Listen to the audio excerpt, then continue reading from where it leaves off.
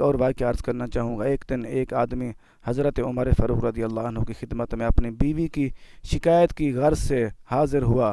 جب دروازے پر پہنچا تو اسے اندر سے حضرت عمر فاروق رضی اللہ عنہ کی زوجہ حضرت سیدہ ام کلثوم رضی اللہ عنہا کی کچھ تیز کلامی کی آواز سنائی دی۔ وہ اپنے دل میں سوچ کر واپس لوٹنے لگا کہ میں تو اپنی بیوی کی شکایت لے کر آیا تھا اور یہاں بھی وہی معاملہ ہے۔ تو حضرت عمر فاروق رضی اللہ عنہ کو معلوم ہوا تو آپ رضی اللہ عنہ اس کو واپس بلایا اور پوچھا کہ تو کہنے کیا آیا تھا، تو کس کام کے لیے آیا تھا؟ وہ بولا میں تو اس ارادے سے آیا تھا کہ میں اپنی بیوی کا شکوہ آپ رضی اللہ عنہ کو کروں، مگر آپ رضی اللہ عنہ کے گھر کا معاملہ معلوم ہوا تو میں واپس جانے لگا۔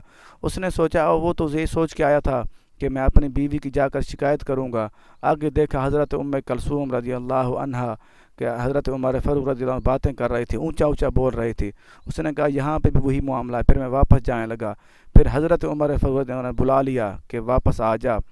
تو پھر جیسے واپس آیا تو اس نے کہا کہ میں تو یہی شکایت کر لیے آیا تھا، لیکن آپ کا گھر کا بھی معاملہ وہی ہے، تو اس لیے میں واپس جانے لگا۔ آپ رضی اللہ عنہ نے فرمایا میرے ذمہ اس کے کچھ حقوق ہیں، کیونکہ ہمارے ذمہ اللہ کے نبی کے صحابی فرما رہے ہیں کہ ہمارے ذمہ ان کے کچھ حقوق ہیں، ہم نے ان کو ادا کرنا ہے۔ تو وہ خاموش ہو گیا، وہ سننے لگ گیا، جس کی وجہ سے میں اس سے وہ فرماتے ہیں جس کی وجہ سے میں اس سے درگزر فرماتا ہوں۔ تو وہ فرمانے لگے سب سے پہلا ایک حق یہ ہے، وہ میرے اور دوزخ کے درمیان آڑ ہے، اس کی وجہ سے میرا دل حرام سے بچا رہتا ہے۔ وہ فرماتے ہیں ہمارے درمیان دوزخ کے درمیان یہ آڑ ہے، اس کی وجہ سے ہمارا دل جو ہے نا غلط کام سے بچتا ہے، اس سے ہم پیار کرتے ہیں، اس پیار کی وجہ سے غلط کام سے ہم بچ سکتے ہیں۔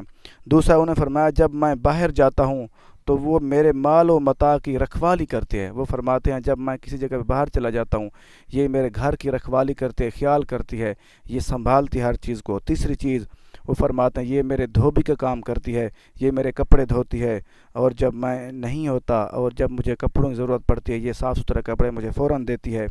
چوتھی چیز انہوں نے فرمایا یہ میری اولاد کی پرورش کرتی ہے، یہ مجھے بچے بھی میرے پالتی ہے، ان کی صحیح معنی پرورش کرتی ہے۔ اور پانچویں بات انہوں نے فرمایا یہ میرا کھانا بھی بناتی ہے۔